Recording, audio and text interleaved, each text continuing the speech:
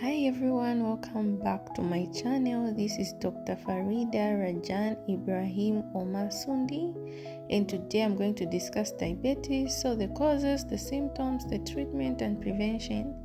And if you are new or you haven't liked this channel, please do like, share and subscribe. So what is diabetes? Diabetes mellitus is a chronic condition that occurs when the body cannot produce enough insulin or cannot effectively use the insulin it produces. This results in elevated blood glucose or sugar levels. So there are different types of diabetes, and mostly there are basically two types that are most common.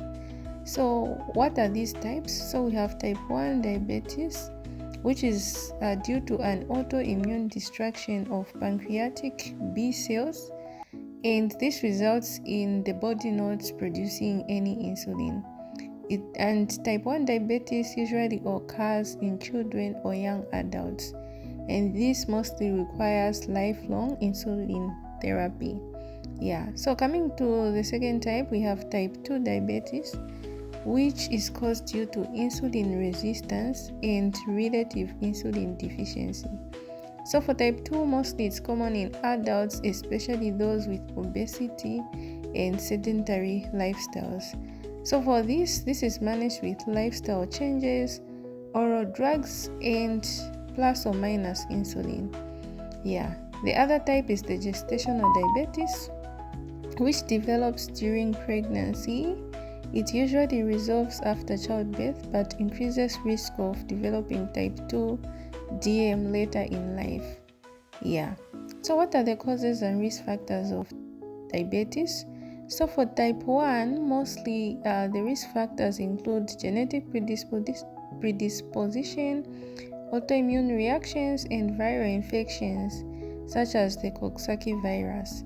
And for type 2, the risk factors and causes include things such as obesity, family history, physical inactivity, unhealthy diet, age, especially more than 45 years, hypertension or dyslipidemia, and also a history of gestational diabetes mellitus, like I already mentioned. So what are the symptoms? So there is mostly a triad. So there's frequent urination, which we call polyuria, excessive thirst, which we call polydipsia, and excessive hunger, which we call polyphagia. So the patient can also come in with unexplained weight loss, fatigue, blurred vision, slow healing of wounds, and also numbness and tingling in hands or feet, which we refer to as neuropathy. And these patients will also present with frequent infections. So coming to the diagnosis, so the diagnosis is made by fasting blood glucose, which will be more greater and equal to 7 millimoles per liter. The RBS will be more or equal to 11.1 millimoles per liter. And also other tests you can do include the HbA1c, which will be greater than or equal to 6.5%. You can also do an oral glucose tolerance test. So what's the treatment? So mostly depend on the type of diabetes.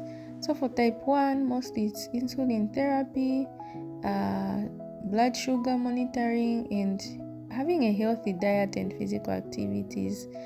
For type 2, mostly it's basically lifestyle modification. For instance, if there is obesity, we encourage weight loss, exercise, diet, and also other oral medications like metformin, which is the first line.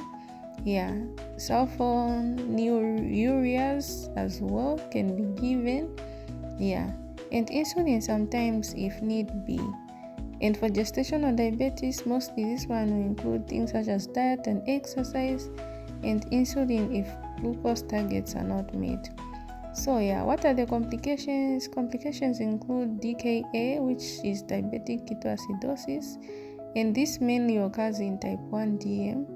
We can also have hyperosmolar hyperglycemic state, mainly which occurs in type 2. Yeah, we can also have complications such as hypoglycemia due to excessive insulin or missed meals.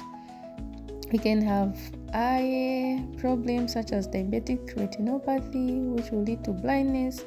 If the kidneys are damaged, we can have diabetic neuropathy, leading to kidney failure. Yeah, we can also have issues with the nerves, causing peripheral and autonomic neuropathy. We can have atherosclerosis and heart attacks and stroke if the heart is affected. And we can also have foot ulcers, which can lead to amputation if the foot is affected.